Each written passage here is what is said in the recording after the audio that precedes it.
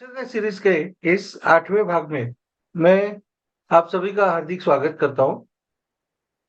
और ये नक्षत्र सीरीज के 8वें भाग में हम शनि के नक्षत्रों के बारे में आज चर्चा करने वाले हैं। शनि ग्रह हम सब जन शनि ग्रह को जानते हैं और लोगों ने उसे काफी बदनाम करके रखा है। मतलब शनि का नाम सुनते ही सब लोग बहुत डर जाते हैं। तो डरने की कोई बात नहीं है। शनि ग्रह भी हमारा भला करने वाला है, बहुत अच्छा प्लैनेट है, लेकिन वो न्याय करने वाला भी है। तो इसलिए उससे डरना उसे पड़ेगा कि जो बुरा कर्म करेगा।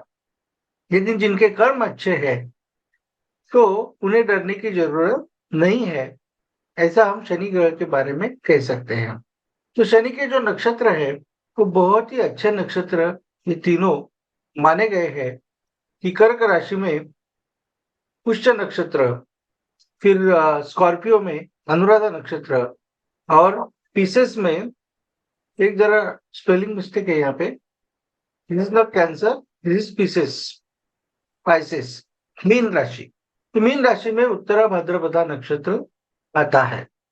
पुष्य नक्षत्र जो यहाँ एक कुंडली दी गई है कि चतुर्थ स्थान, फोर्थ हाउस, कर्क राशि, कैंसर राशि में 3 डिग्री 20 कला से 16 डिग्री 40 कला तक उसका स्पैन होता है। तो यह पुनर्वसु नक्षत्र के बाद में आने वाला पुष्य नक्षत्र है। कि पुष्य नक्षत्र का जो मीनिंग है वो क्या है कि पुष्ट करना, ग्रोथ करना, टू एनहांस, टू नरिश। तो ये एक राज नक्षत्र माना गया है। मतलब नक्षत्रों का राजा ऐसे अगर किसे कहा जाता है तो वह पुष्य नक्षत्र है। और प्रभु रामचंद्र जी का भी लग्न नक्षत्र ये पुष्य नक्षत्र में था। इसके लिए उनको एक राजपद मिला, प्रतिष्ठा मिली। तो इसका जो सिग्निफिकेंस है वह सोशल लाइफ में बहुत ही एक्टिवेट हो रहते हैं और उनको सोशल लाइफ में बहुत सारे मान सम्मान, प्रसिद्धि, सब कुछ, लोकप्रियता, सब कुछ मिल जाता है। इसके जो सिंबल्स है उसमें एक है कि दूध देने वाली गाय, गौ माता। गौ माता को हमारी संस्कृति में बहुत बड़ा महत्व है। आज भी गाय का दूध यह सर्वोत्तम अन्न माना जाता है, वो भी मतलब देसी गाय का।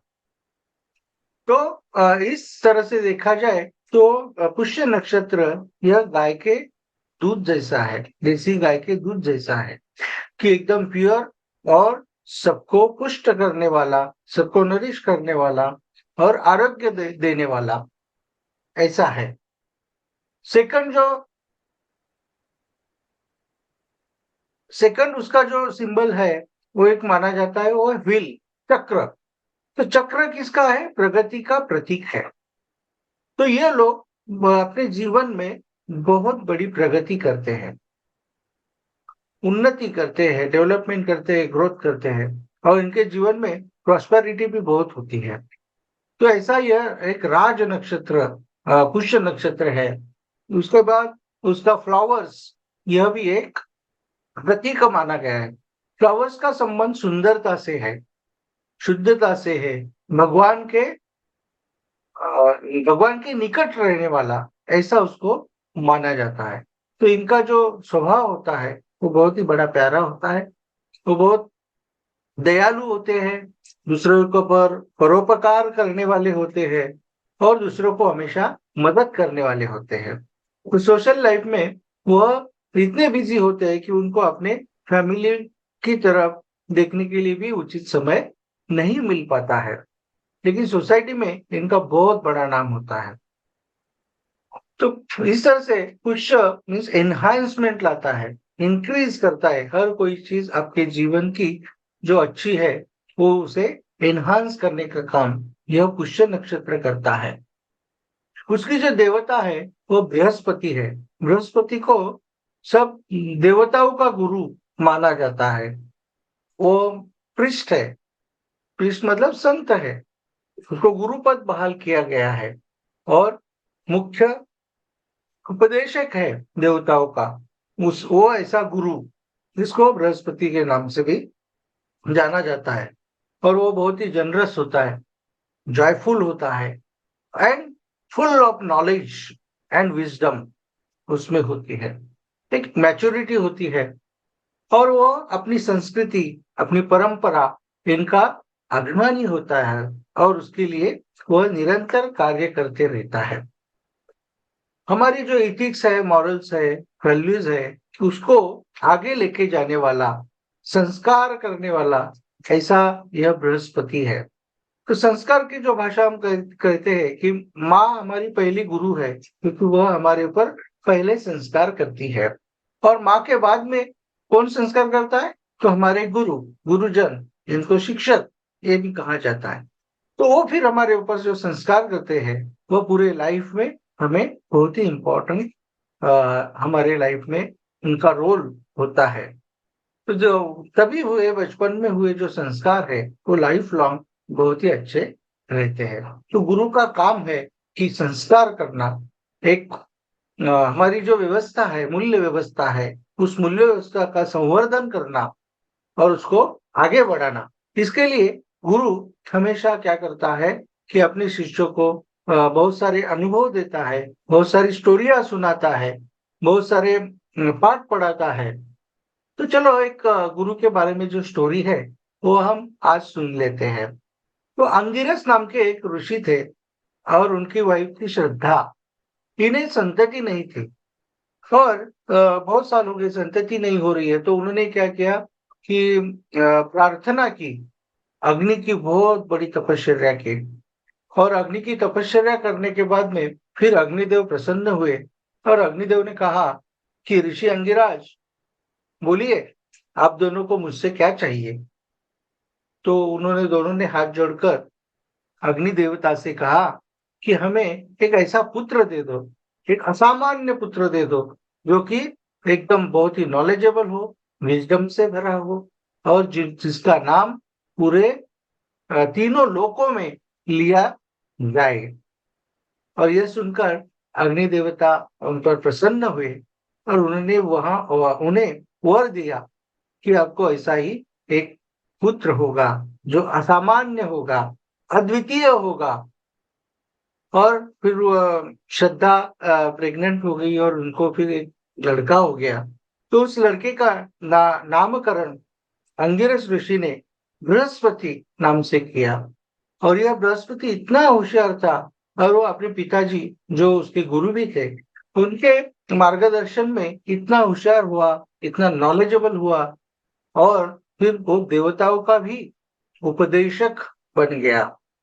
तो इस तरह से इस बृहस्पति की कहानी, इसकी जो देवता है, पुष्य नक्षत्र की देवता है, तो उस बृहस्पति से जोड़ी जाती है।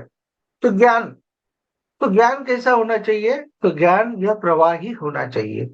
तो कर्क राशि इसके लिए, उसके लिए सर्वोत्तम मानी गई है, क्योंकि कर्क राशि का मतलब होता है बहने वाला जल, एक नदी की तरह, एक झरने की तरह, हमेशा कल कल करते बहता हुआ जैसा जल होता है, जो शुद्ध स्वरूप होता है।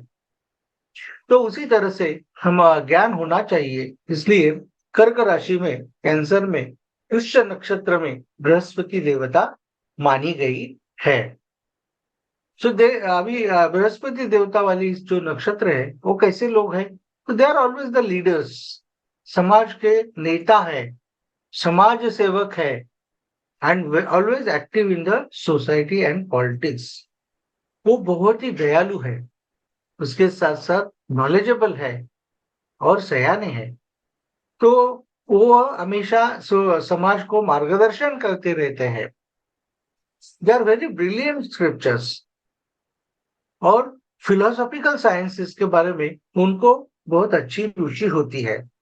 वो एक तत्वज्ञानी होते हैं, और अपने तत्व को अपने आचरण के द्वारा वह समाज के सामने रखते हैं। सिर्फ बोलने में तत्वज्ञानी नहीं रहते। तो उनका जो पूरा जीवन है, उनका रहन सहन है, आचार है, विचार है, ये सभी कैसे रहते हैं? तो उनके विचारों की तरह ही, तत्वज्ञान की तरह ही वह रहते हैं। इसलिए they are very great personalities. और वह शूर है, वीर है, धैर्यवान है और हमेशा अन्याय के खिलाफ लड़ने वाले हैं। किसी भी विषमता के खिलाफ लड़ने वाले ये पुष्य नक्षत्र के लोग होते हैं।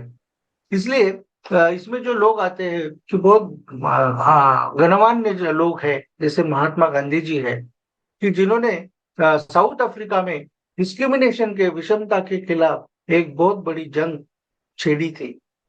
और समाज में जो अस्पृश्य है, अस्पृश्यता है, इसके खिलाफ भी उन्होंने लड़ाई शुरू की और कहा कि सभी लोग एक जैसे हैं, मानवता यही सच्चा धर्म है।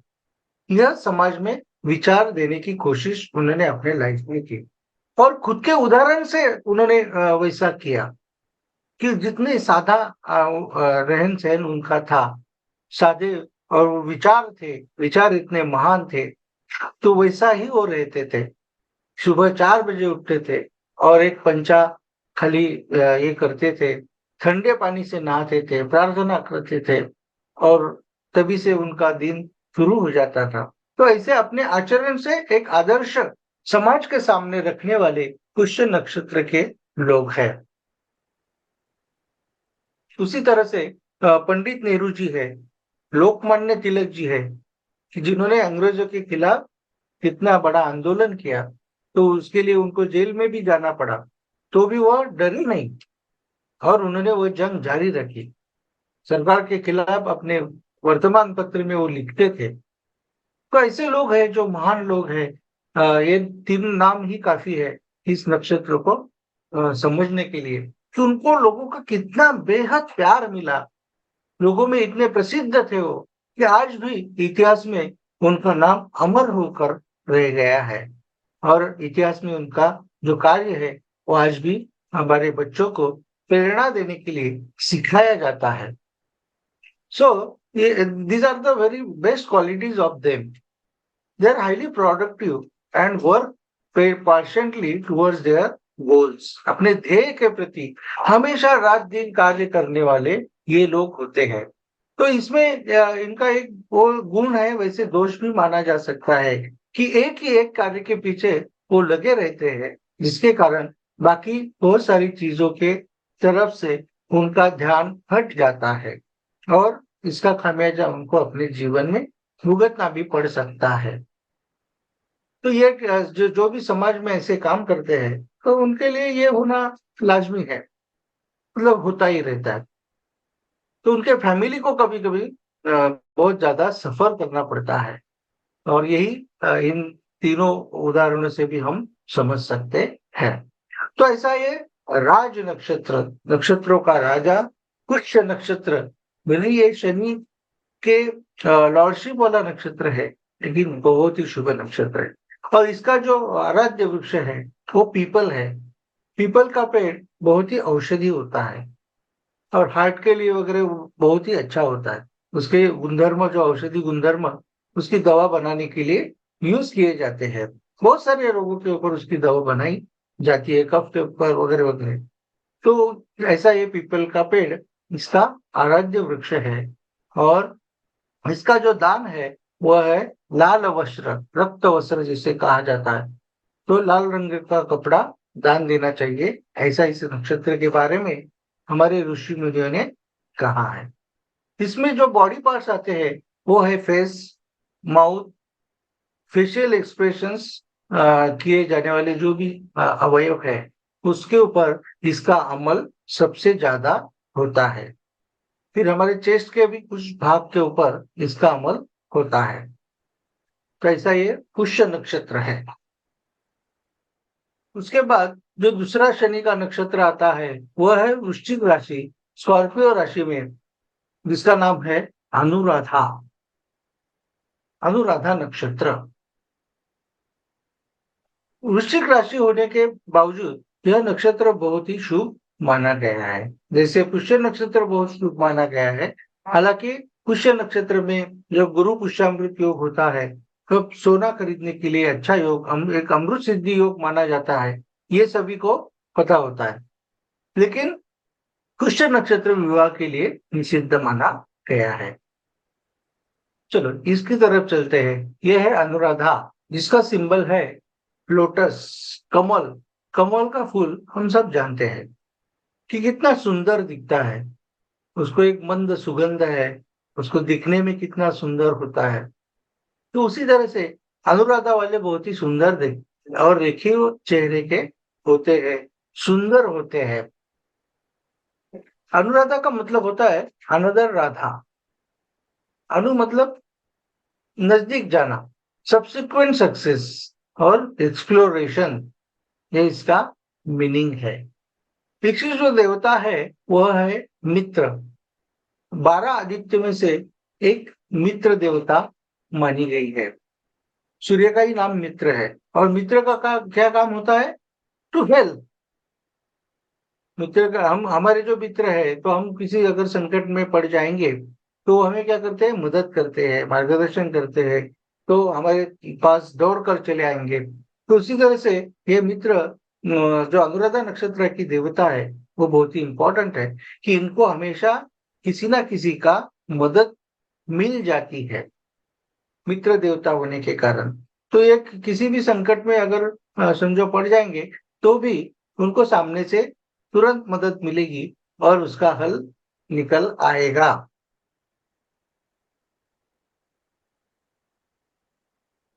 और इनमें भी लीडरशिप क्वालिटीज बहुत ही अच्छी होती है।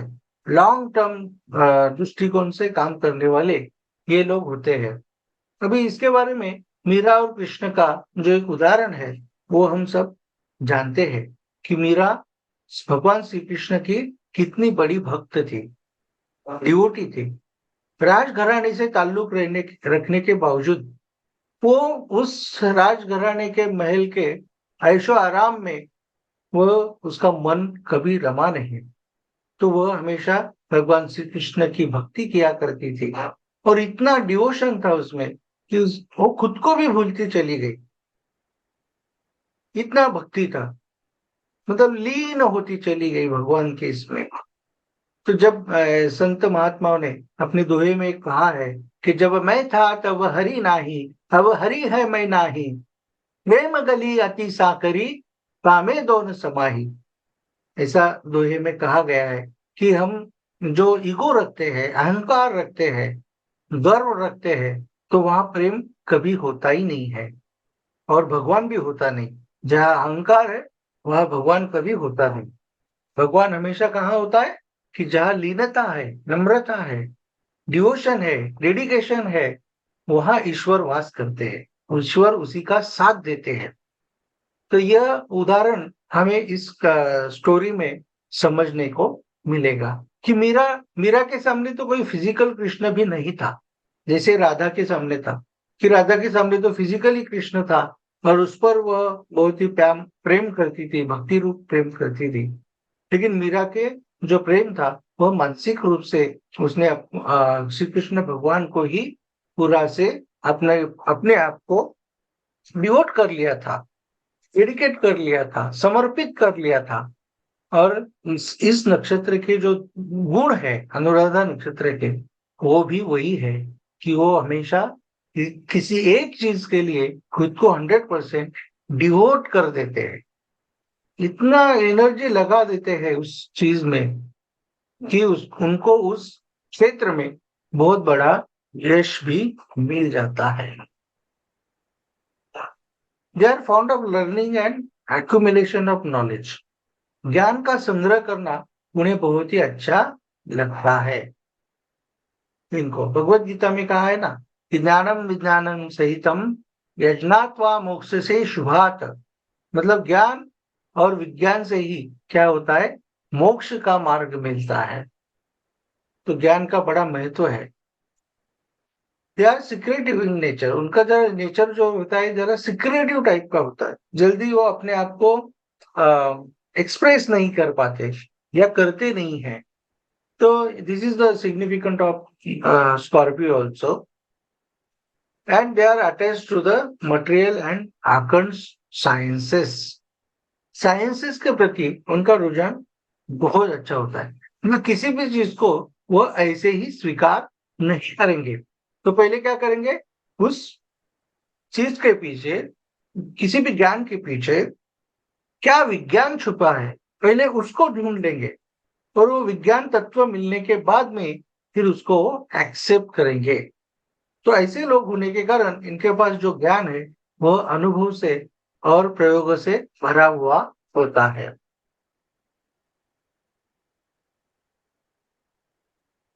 और जो वो सत्य की खोज में जो निकलते हैं तो हमेशा इनको सत्य बराबर वो ढूंढ लेते हैं। मतलब जो मीडिया में प्रोपेगेंडा वगैरह चलाते हैं तो एक अलग चीज होती है। मतलब जो समाज को दिखाना है दिखाते हैं वो एक्चुअली वो वैसे होता ही है ऐसी बात नहीं होती। तो इसके पीछे अगर कोई सत्य है तो वो सत्य समझने के लिए ये अनुराधा नक्षत्र बहुत ही बेस्ट नक्षत्र है। और इसीलिए शोध वार्तांकन करने वाले जो पत्रकार है वो अनुराधा नक्षत्र के हो सकते हैं। They can cultivate the emotions in people to form a bridge. तो लोगों के साथ में हमेशा कम्युनिकेशन करके बातचीत करके वो एक बहुत ही एक अच्छा उनके साथ रेपो बना देते हैं। And so they are always been seen as the founders organisers. बड़े बड़े इंस्टीट्यूशंस के ऑर्गेनाइजेशंस में वह बड़े पदों पर काम करते हैं। वाइस प्रेसिडेंट होंगे, सेक्रेटरी होंगे, लीडर होंगे, लाइक दैट। सो वो बहुत बड़ा काम करते हैं। जैसे एजुकेशनल इंस्टीट्यूशंस है उसमें भी होंगे। तो इंस्टीट्यूशनल्स एक ऑर्गेनाइजेशंस में बड़े पदों पर काम करने वाले ये लोग होते हैं क्योंकि वो बहुत ही डिवोशनली काम करने के कारण संशोधन जो है यह विषय बहुत ही अच्छी तरह से हैंडल कर सकते हैं। दे चैनलाइज देयर एनर्जी। उनका एक बहुत ही एक इम्पोर्टेंट एस्पेक्ट यहाँ समझना चाहिए कि वह अपनी एनर्जी को चैनलाइज करते हैं और दूसरों के भले के लिए भी बहुत अच्छी तरह से वो एनर्जी चैनलाइज करते हैं। So they are very good counsellors and healers also. So उनकी वजह से लोगों को बहुत फायदा होता है। उनके दुख दर्द दूर होने लगते हैं इसलिए वो हमेशा फेमस भी होते हैं। और ये जो नक्षत्र है कि मंगल की राशि में शनि का नक्षत्र। तो यहाँ पे क्या करता है कि वो मंगल की ऊर्जा और शनि की जो ऊर्जा है इन दोनों को बैलेंस करने का काम यहाँ पे ये नक्षत्र करता है। जैसे हमने कहा कि कैंसर में कर्क राशि में चंद्र में शनि है, चंद्र की राशि में शनि है।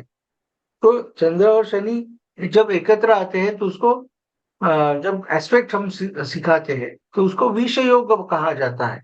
लेकिन यहाँ ये योग राजयोग करने वाला है क्योंकि वो नक्षत्र के हिसाब से हो रहा है। तो भावनाओं को एक अलग चैनलाइज करने वाले लोग वहां पर होते हैं और यहाँ एनर्जी को चैनलाइज करने वाले होते हैं। They are very similarly in that thoughts और एक्शंस में भी वो क्या करते हैं, ये सभी एनर्जी को ट्रांसफॉर्म करते हैं। तो इसमें उनकी एक खासियत जो हम मानेंगे तो बहुत बड़ी खासियत होती है। फेमस पर्सनालिटीज कौन सी है? तो ब्रूस ली, जिनको हम सब जानते हैं कि उनके पिक्चर में कराटे के वगैरह चैंपियन थे। उसके बाद में फिल्म अभिनेत्री मधुबाला जी जो अनुराधा नक्षत्र के तहत आती है और वो इतनी सौंदर्यवान ऐश्वर्यवान थी, सो ब्यूटीफुल। और उन्होंने जो मतलब अभिनय किया चित्रपटों में वो आज भी उसकी तारीफ होती है। ऐतिहासिक काम करके रखा है। जैसे मुगले आजम में उन्होंने जो काम किया है, चलती का नाम गाड़ी में काम किया है।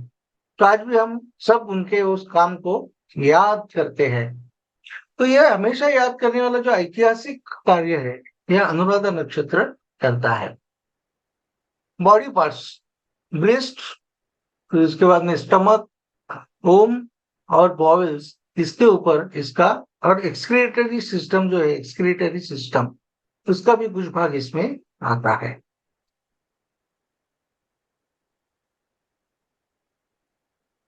तो ऐसा प्रचंड कार्य करने वाला जो अनुराधा नक्षत्र है वो बहुत ही शुभ माना जाता है और मुहूर्त शास्त्र में इसका महत्व बहुत बड़ा होता है।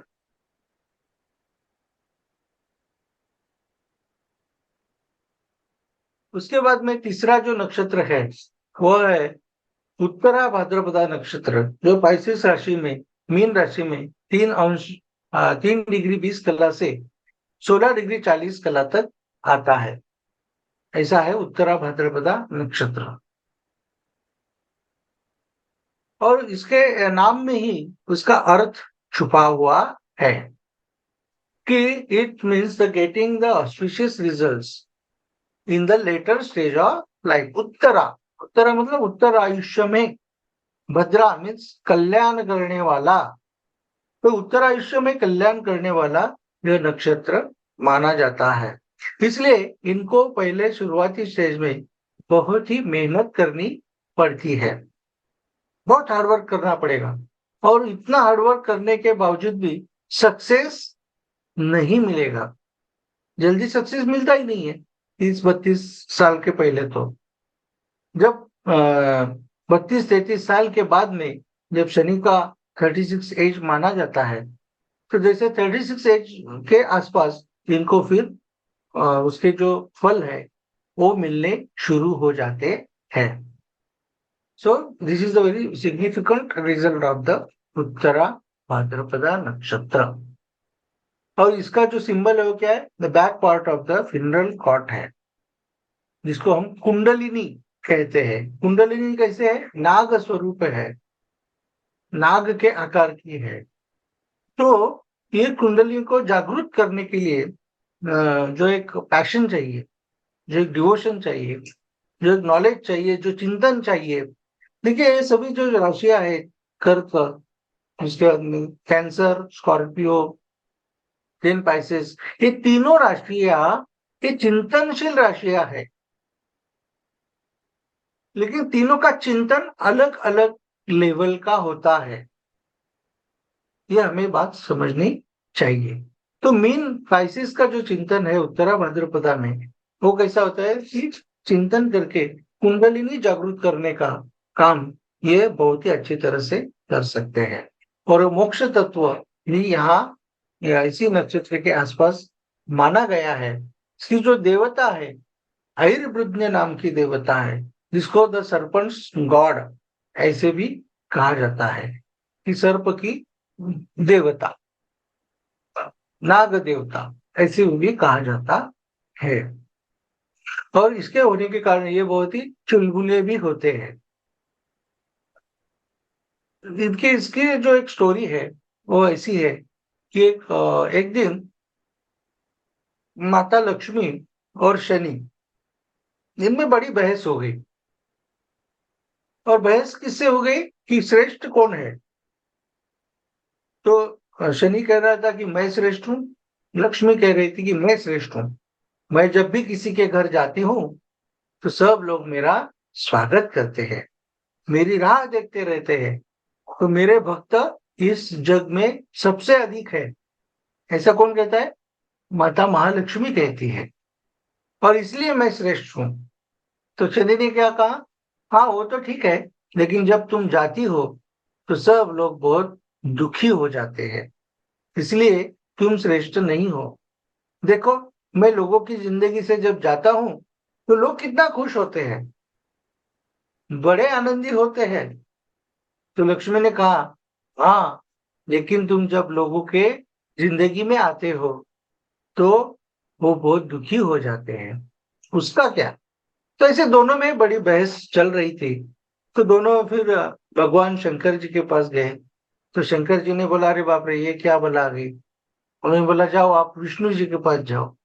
विष्णु ने बोला, नहीं नहीं, आपके दोनों का ये जो सवाल है कि आप दोनों में से कौन श्रेष्ठ है, इसका जवाब तो मैं भी नहीं दे पाऊंगा।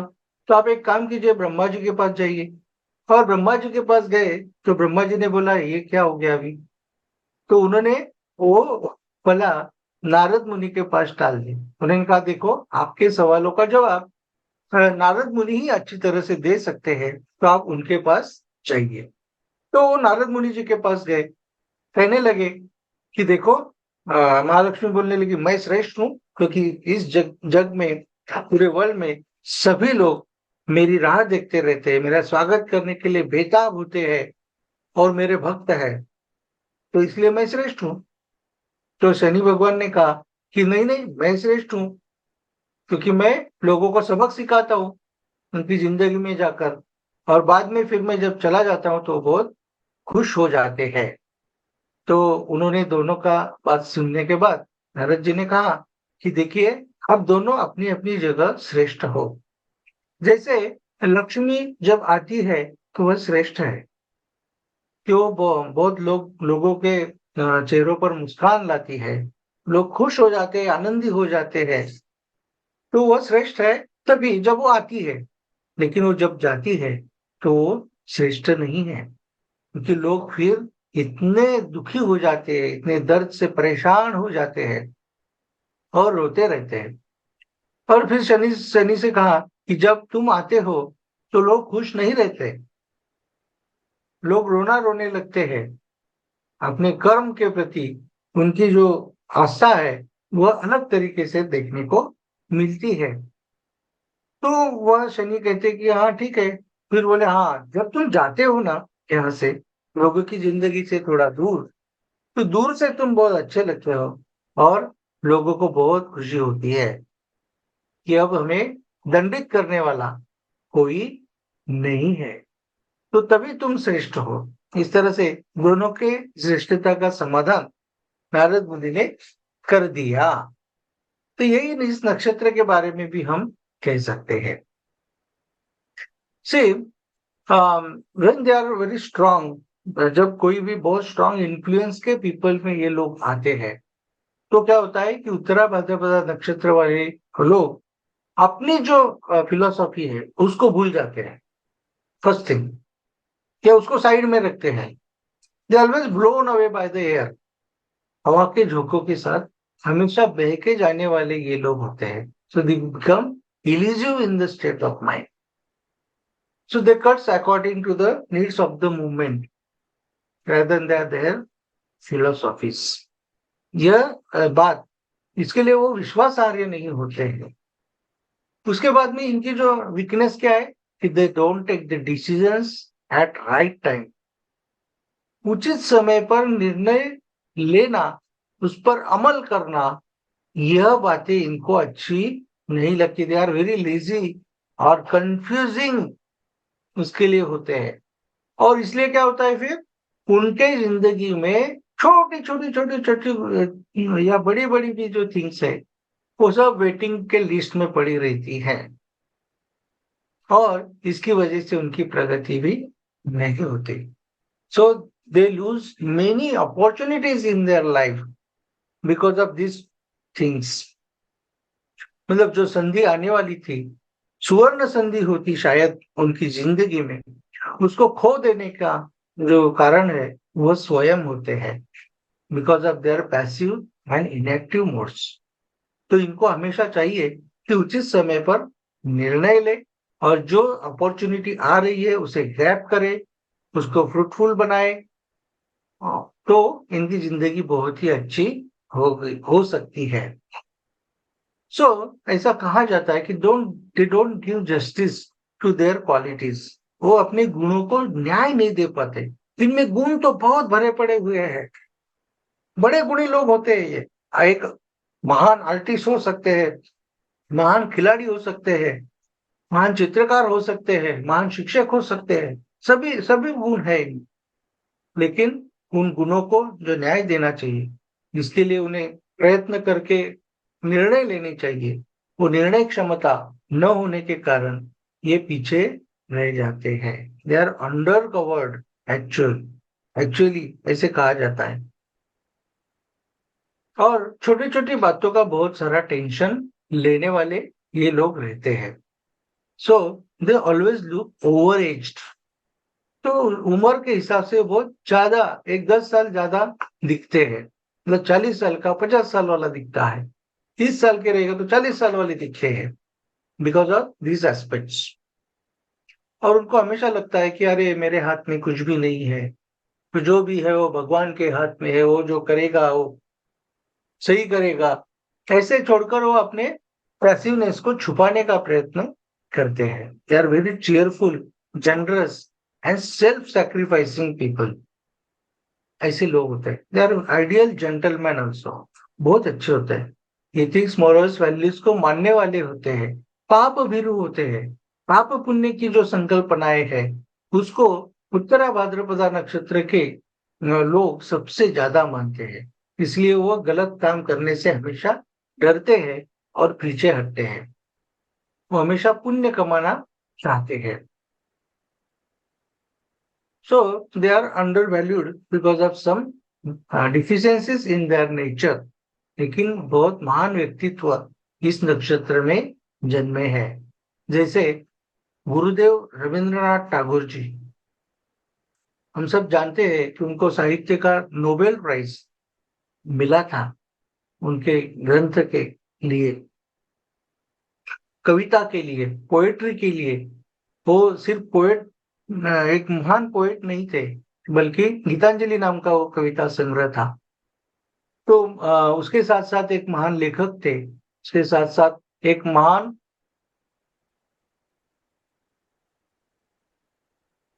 महान चित्रकार थे, महान संगीतकार थे। तो इतने सारे कलाओं में वो माहिर हुआ करते थे। उसके बाद में राहुल द्रविड़ जी का उदाहरण है, जो हमारे अभी Indian cricket, national Indian cricket team के मुख्य प्रशिक्षक है, हमारे भारत देश के पूर्व कर्णधार है। और कितना उन्होंने ये काम करके रखा है। लेकिन उनका जो नाम है वो जरा थोड़ा सा अंडर कवर्ड ही रहा, ऐसा मुझे लगता है। सुरेश वाडकर जी कितने मीठी आवाज वाले सिंगर, कितने साल उन्होंने फिल्म इंडस्ट्री में काम किया, तो भी वह अंडर कवर ही रहे, ऐसा लगता है। तो ऐसे बहुत सारे संत तुकाराम जी है कि जिन्होंने अभंग गाथा लिखी, और जिनके अभंग आज पूरे वर्ल्ड के कुछ यूनिवर्सिटी में स्टडी के लिए रखे गए हैं। ऐसे महान कवि संत तुकाराम जी, ये भी इसी नक्षत्र के थे कि जो भगवान की बात करते थे, भगवान के बहुत करीब थे, भक्ति थे, भक्ति में लीन हुआ करते थे। तो जो भी चीज में ये जाते हैं तो पूरी तरह से उसमें डिजॉल्व हो जाते हैं। ऐसे लोग हैं ये उत्तरा भाद्रपदा नक्षत्र के लोग। बॉडी पार्ट्स कौन से है? तो सोल्स ऑफ फीट है, रिब्स है, साइड्स ऑफ द बॉडी है। तो ये और फिर आईज का भी कुछ पार्ट उसमें उत्तरा भाद्रपदा नक्षत्र में आता है। तो शनि का नक्षत्र, शनि इस प्लैनेट का लॉर्डशिप होने के बावजूद उत्तरा भाद्रपदा नक्षत्र यह बहुत ही शुभ नक्षत्र माना जाता है। हमारा जो गुड़ी पाड़वा होता है वह इसी नक्षत्र में हम मनाते हैं। और इसका जो अभी आपको याद आया रहेगा कि गुड़ी पाड़वा के दिन हम क्या करते हैं कि नीम के पत्ते, फिर गुड़, फिर उसमें और कुछ डाल के उसका प्रसाद बना के जो वो गुड़ी के उधर रखते हैं, फिर वो प्रसाद हम भक्षण करते हैं, खाते हैं। तो वो आरोग्य के लिए कितना अच्छा है। तो आरोग्य के लिए नीम का पेड़ एक कल्प वृक्ष के पेड़ जैसा ही होता है। तो इतना महत्व उसका होता है। आयुर्विज्ञ नाम की इसकी देवता है।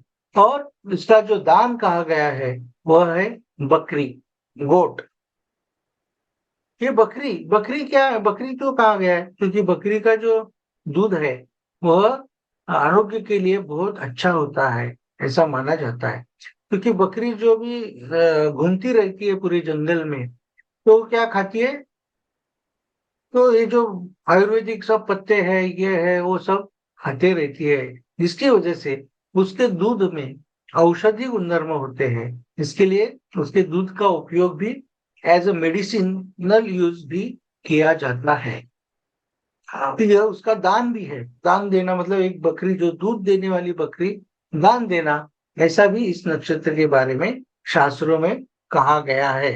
और नीम का जो पत्ता है, नीम का फल है, नीम का पेड़ है, नीम का सब कुछ जो है वो कैसा है? औषधि गुणधर्म वाला है। और अलग अलग उसके औषधि गुणधर्म है। तो उसका उपयोग भी बहुत अच्छी तरह से इसके, इस नक्षत्र के द्वारा जो रोग उत्पन्न होते हैं उन नक्षत्रों के द्वारा उत्पन्न होने वाले रोगों के ऊपर। उस नीम के बहुत सारे पत्ते, फल और कुछ जड़ें, सबका उपयोग एक अलग तरीके से किया जा सकता है। तो इस तरह से उत्तरा भाद्रपदा नक्षत्र यहाँ पर हमने देखा।